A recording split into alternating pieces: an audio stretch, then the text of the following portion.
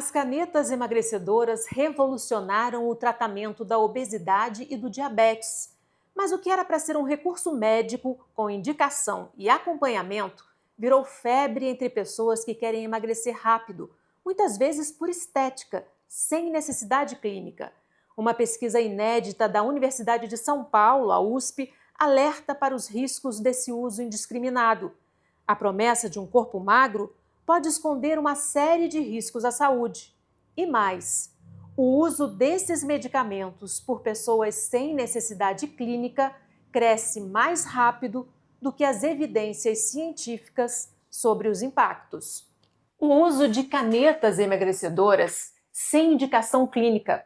Esse é o tema em questão no programa de hoje. A nossa convidada é a pesquisadora da USP, Fernanda Scaliuzzi. Muito bem-vinda, obrigada pela participação. Imagina, é um prazer estar aqui. Fernanda, como essas canetas agem no nosso organismo? Então, esses medicamentos, eles imitam hormônios que são produzidos pelo próprio intestino, especialmente o GLP-1. Esses hormônios aumentam a saciedade, retardam o esvaziamento do estômago, ou seja, a comida ela passa mais lentamente pelo estômago e ajudam também no controle da glicose. Então, muitas pessoas acabam sentindo menos fome e mais saciedade. Isso leva a comer menos. Também a gente está vendo, pelo menos em pesquisas com ratos, que esses medicamentos agem também no sistema nervoso, diminuindo o interesse e a motivação pela comida. Mas é importante a gente frisar que não são produtos cosméticos, né? São medicamentos potentes que atuam no organismo, que têm efeitos metabólicos e que a ciência ainda não compreende totalmente quais são seus efeitos colaterais em longo prazo. Então, a banalização do uso que a gente está vendo, que está acontecendo hoje em dia, cria uma ideia que qualquer desconforto corporal precisa ser medicalizado, precisa ser consertado pela canetinha. Só que tanta ênfase no corpo só gera, na verdade, mais descontentamento. Todo o metabolismo está normal, funcionando normalmente. Ela não precisaria entrar com a medicação, né? Vamos imaginar, por exemplo, assim, se a gente estivesse falando de um medicamento que atua contra o câncer, né? Você não cogitaria administrar para uma pessoa que não tem câncer. Então, esse uso cosmético ele é bastante delicado. Eu não gosto de julgar e nem de moralizar, porque eu entendo que as pessoas são muito submetidas a uma pressão estética e isso tem um efeito significativo na vida das pessoas, principalmente das mulheres, né? Mas a indicação clínica não é essa. Uhum. É o que vocês chamam até de off-label, né? Que é fora do propósito para o qual o medicamento foi criado, né? Isso mesmo. O uso off-label, ele é um uso diferente daquele para o qual o medicamento foi criado, o uso que consta na bula. Tá? Então, os médicos, eles têm como uma prerrogativa, eles têm o direito de fazer o uso off-label quando eles estão avaliando um paciente e entendem que por mais que ele não preencha aquelas indicações da bula, ele vai ter mais benefícios do que riscos ao utilizar aquele remédio. Tá? Existe uma indicação. Então, isso pode ser feito com várias drogas, não são simplesmente com as canetinhas. Isso é uma prerrogativa do médico.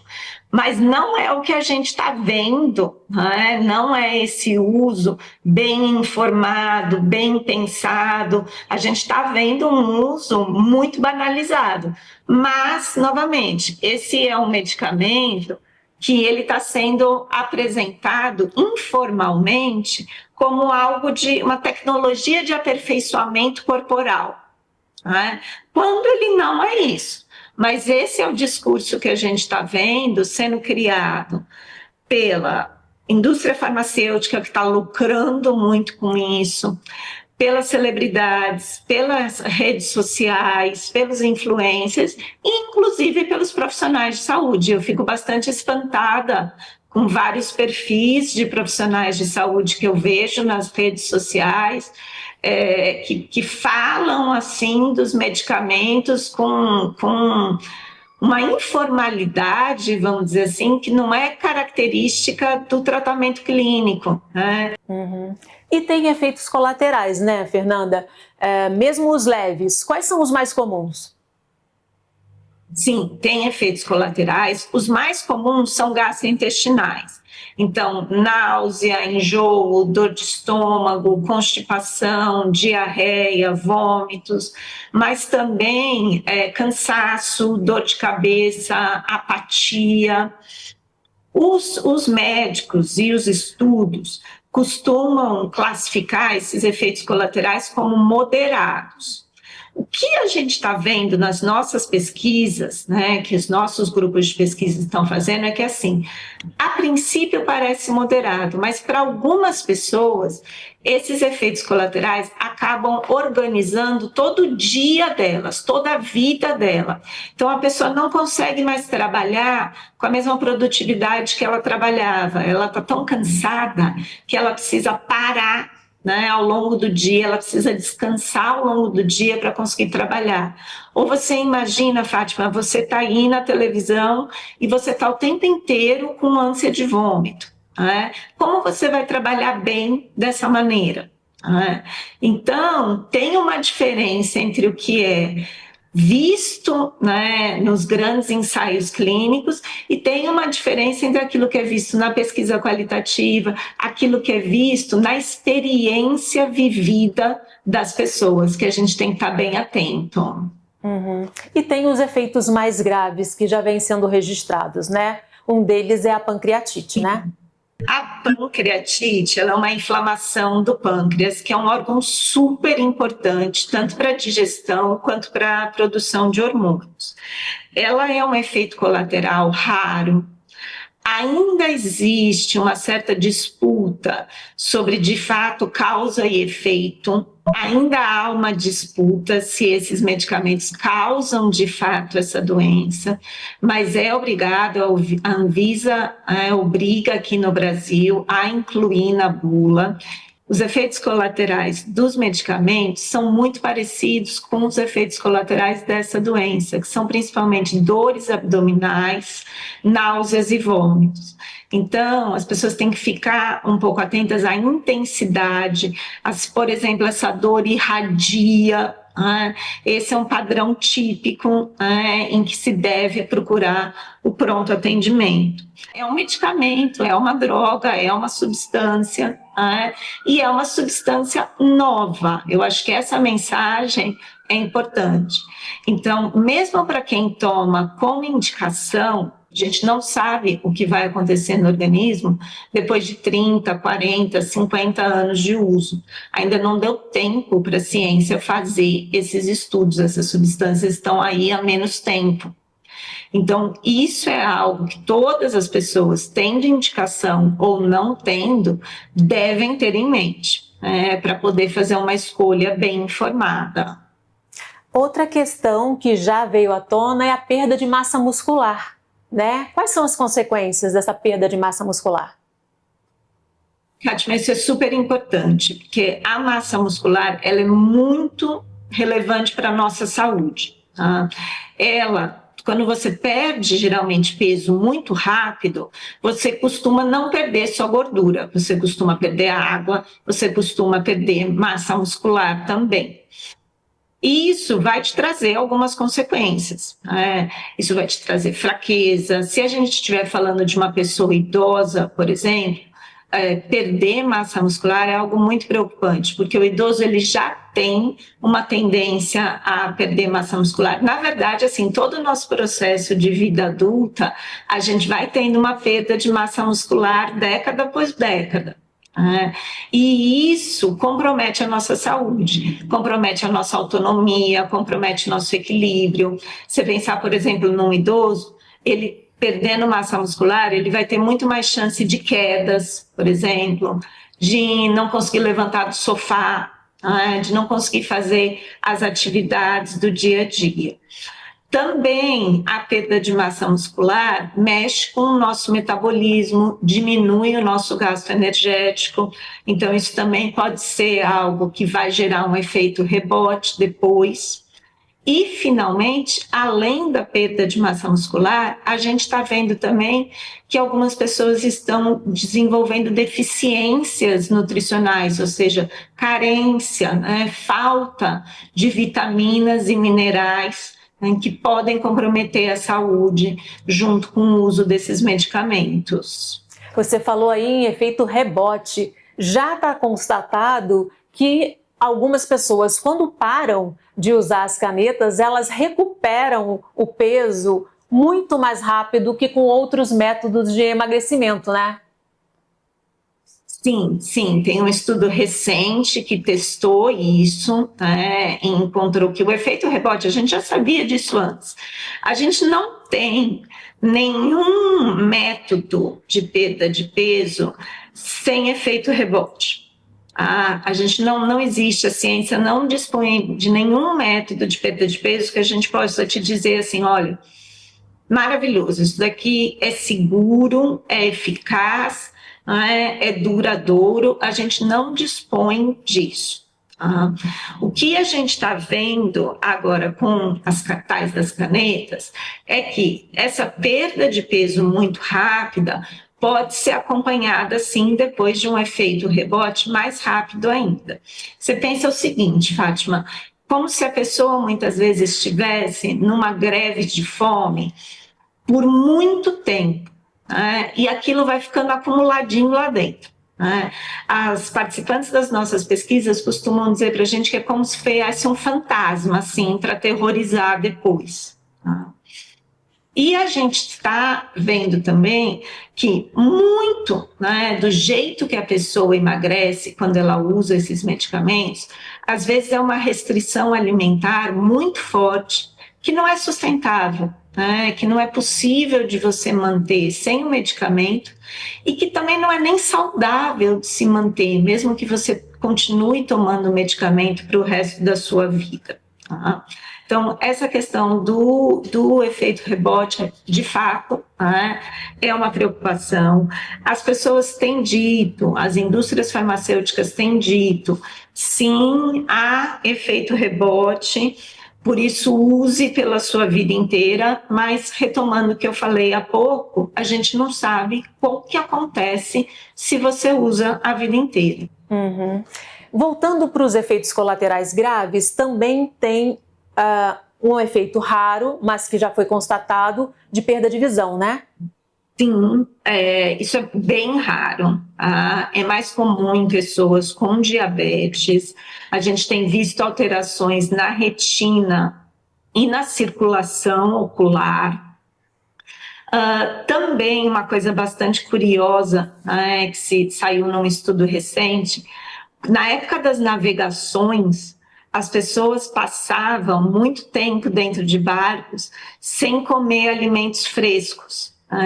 E aí existia uma doença chamada escorbuto, que era terrível para a saúde, que mexe com a visão também, mas mexe com a questão de cicatrização, de feridas, que não cicatrizam.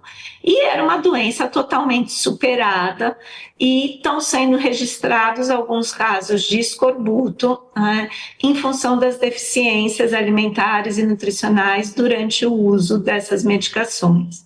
Então, muitas vezes a gente ainda não sabe todos os mecanismos pelos quais isso acontece, e aí eu acho que é interessante para exemplificar um certo descompasso. Você tem um ânimo social, um desejo social tão grande por aquele medicamento, quando a própria ciência ainda não chegou tão longe, quando ainda a própria ciência tem questões para estudar e também a gente não está sempre debatendo muito bem com o público, assim, certinho, quais são os riscos, quais são os benefícios, vamos ser transparentes, vamos falar sem conflitos de interesse, né? Isso está faltando muito, sabe? Muitas publicações que a gente vê são com conflitos de interesse da indústria farmacêutica, então tudo isso empobrece o nosso debate com as pessoas. Fernanda, então quais os cuidados indispensáveis para fazer o tratamento com as canetas? Então, primeira coisa, procure um médico. Procure um bom médico, um médico que vá ouvir o seu histórico de saúde, suas doenças familiares, seu uso de medicação, todas as tentativas anteriores que você já fez sobre controle de peso. Esse médico vai te solicitar exames e só depois de muita conversa também, vocês devem decidir juntos se esse remédio é indicado para você ou não. É muito importante que você tire todas as dúvidas com o seu médico, que você saiba os riscos, que você saiba quais são os benefícios, você saiba como se usa o medicamento, você saiba como se descarta o medicamento, que isso as pessoas não têm falado e é uma questão também.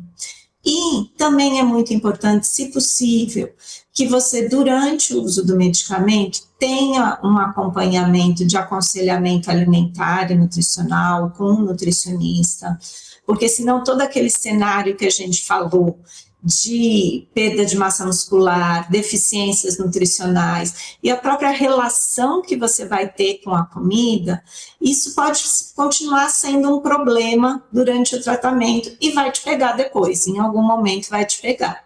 Tá? Também um cuidado importante é a atenção com a saúde mental. Muitas pessoas sentem uma melhora na saúde mental com esses medicamentos, outras sentem uma piora, sentem uma apatia. O pessoal tem usado um termo personalidade Ozempic, para descrever um pouco, assim como parece que o interesse por comida diminui, parece que o próprio interesse pela vida, pelas paixões, também diminui para algumas pessoas. Então, o acompanhamento psicológico também é bastante importante e a prática de atividade física supervisionada sempre que possível, tá? Evitando aí a perda de massa muscular. Agora, obviamente que isso que eu estou falando, se a gente for pensar em profissionais particulares, as pessoas vão gastar uma fortuna. Né? E isso é uma outra questão, como a gente faz com que todos esses cuidados, todo um protocolo que tem que ser seguido com essa medicação, seja acessível para todas as pessoas que possam vir a precisar da medicação. Porque a gente tem visto aí também um problema grave, que é o uso de canetas clandestinas, né? Que você não tem nem a garantia do que está ali dentro, né? Compra pela internet, vem de outros países, canetas que não são chanceladas pela Anvisa, né? Isso é um problema sério, Fátima, isso é um problema muito sério, porque assim, você não tem a menor garantia do que está dentro daquela caneta. Tá? Você nem sabe se a substância que está dizendo lá no rótulo, semaglutida, se é isso que tem ou não. Tá? Mesmo que tenha, você não tem nenhuma garantia sobre a dose, sobre a pureza, então você pode ter contaminações, sobre como foi o armazenamento. Esses medicamentos, eles precisam de controle de temperatura, você não tem nenhuma garantia em relação a isso, então é um risco muito grande comprar essas canetas no mercado paralelo. Porém, é uma coisa que a gente está vendo as pessoas fazerem cada vez mais, tá? E eu acho que é importante, porque senão também assim, a gente fica demonizando e julgando as pessoas sem entender as suas próprias motivações. A gente vive numa sociedade em que todos nós somos pressionados para ser magros, e nós mulheres, muito mais. Então, você tem um padrão de beleza que ele foi massificado. né, ele está aí disseminado para pessoas de todas as classes sociais, pessoas de todos os corpos. E aí, de repente, parece que chega, né, uma estrela, né, um milagre, uma coisa salvadora que é capaz de te dar o corpo dos seus sonhos, mas aí não, pera lá, é só para uma pequena parcela da população, né, que tem dinheiro para isso. É um dilema muito difícil. Eu mesma não sei te dizer, né, como que a gente resolveria esse impasse. É muito difícil, porque agora com a quebra das patentes dos medicamentos, é muito possível que eles entrem no SUS daqui a um tempo, né? E isso pode ser benéfico para pessoas com indicações específicas, né, que possam se beneficiar desses medicamentos. Obviamente que o SUS não vai fornecer canetinhas cosmeticamente, né, isso não é o papel do SUS. Então, se a gente não repensar os nossos padrões de beleza, a gente vai estar sempre preso nesse ciclo, né? Todo mundo quer ser droga milagrosa, né? Com esse, né? Vamos lá, então vamos comprar a qualquer custo, vamos comprar mesmo se for sem aprovação da Anvisa, se for de uma pessoa que eu não faço a menor ideia quem é, né? Então, a história é um pouco mais complicada, né? A gente tem que pensar um pouco mais na nossa sociedade, no que a gente valoriza, no que é possível, né, da gente ter, né, em vez da gente ter tanta exigência, ter tanta cobrança, né, e ter uma sensação de que os nossos corpos não são bem-vindos, não são bem vistos, não são bem quistos, que a gente vai perder oportunidades, né, pelo tamanho do nosso corpo, que as pessoas vão nos julgar pelo tamanho do nosso corpo. Então, acho que a gente precisa de uma mudança social muito grande, porque senão é insolúvel, senão a gente não tem como sair disso. Quais são os próximos passos dessa pesquisa, Fernanda? Então, nós estamos muito interessados nesse cenário do que vai acontecer com a quebra das patentes. Então, a gente, né, prevê aí que vai ter um aumento do uso desses medicamentos por pessoas de classes sociais mais baixas. A gente está muito interessado em saber o que acontece, por exemplo, numa casa em que você tem uma mãe, um pai utilizando, né, e a família está, ao mesmo tempo, em situação de insegurança alimentar, né? O que acontece com essa família, né? Isso é uma pergunta que a gente quer muito responder. A gente também está olhando para públicos específicos, como, por exemplo, fisiculturistas. O professor Bruno Gualano, da Faculdade de Medicina, está fazendo um estudo maravilhoso com fisiculturistas, associando aí o uso desses medicamentos e de muitos outros que eles usam com o neoliberalismo. A gente também está numa colaboração internacional, principalmente com os Estados Unidos e a Dinamarca, mas também com outros países. Estamos tentando estudar o que as pessoas chamam de food noise, ou ruído alimentar, que seriam os pensamentos constantes e intrusivos que não saem da cabeça sobre comida. A gente quer entender de verdade, será que isso existe, né?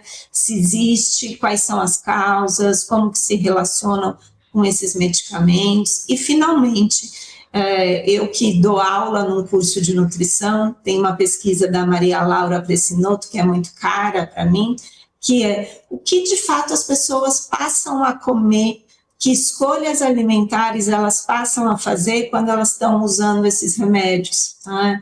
Porque até agora, assim, alguns resultados preliminares que a gente tem visto, muitas vezes as pessoas conseguem comer tão pouquinho, que o pouquinho que elas conseguem, elas guardam para alguma coisa que seja muito gostosa. Não tem nada de ruim, a gente tem que procurar prazer com a comida mesmo. Mas também, né, isso acaba sendo um tiro no pé da alimentação saudável, né? A alimentação saudável, ela tem que ser gostosa, ela tem que sem convívio, ela tem que estar harmonizada com a cultura, e ela também está pensando na saúde.